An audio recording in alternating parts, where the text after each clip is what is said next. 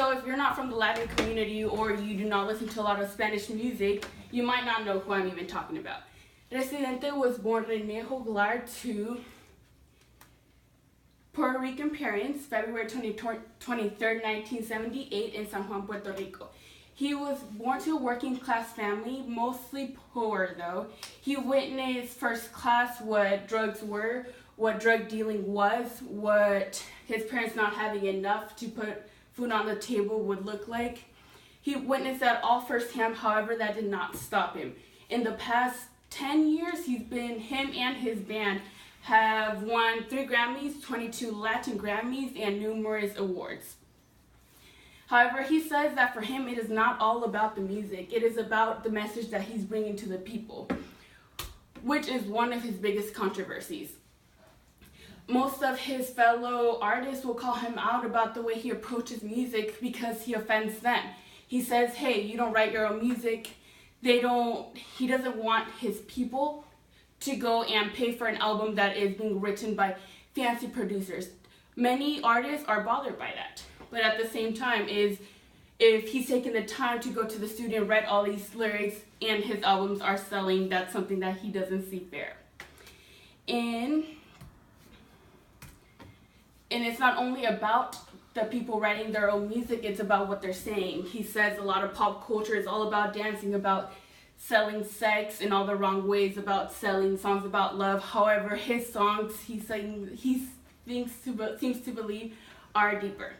In the year 2005, he wrote Dear FBI, which was a song meant for the Puerto Rican government, which actually got him 3 Grammys, and it spoke about law enforcement hurting people and taking advantage of their power. Many people were against this. They thought he should shut up about it. He shouldn't speak out on that.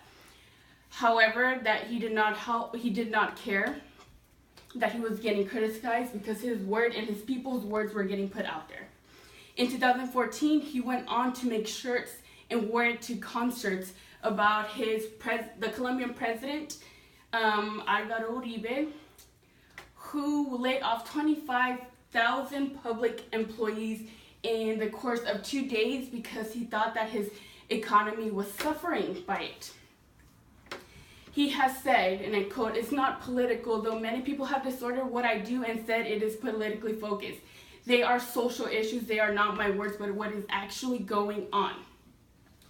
Meaning that he's basically grabbing what people are saying out in the streets, out in Puerto Rico, out in Colombia, and in Cuba, and he's giving it a bigger platform. He's bringing attention to problems that people don't actually see or take the time to notice. He's not afraid to say what's on his mind. He's not afraid to say what's important to people.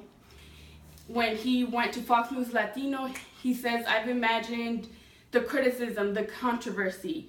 We are very clear with our messages, our personal constitution, our convictions."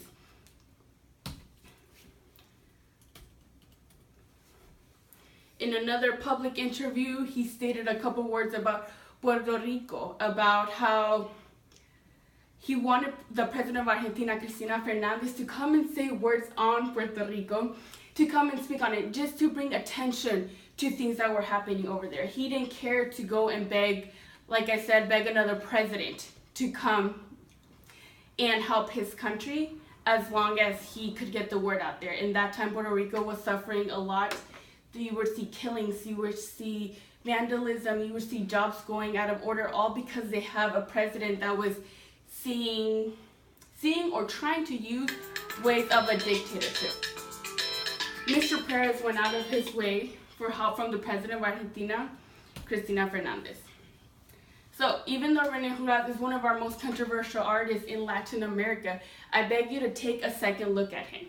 Take a second look, because what he's doing is putting lyrics into his music in order to bring what the people are saying, people who need help, people who are getting hurt, to try to bring them help.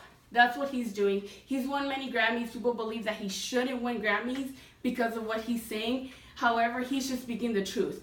He has written an entire album speaking about Latin America and its problems without thinking about contracts, money, or sales.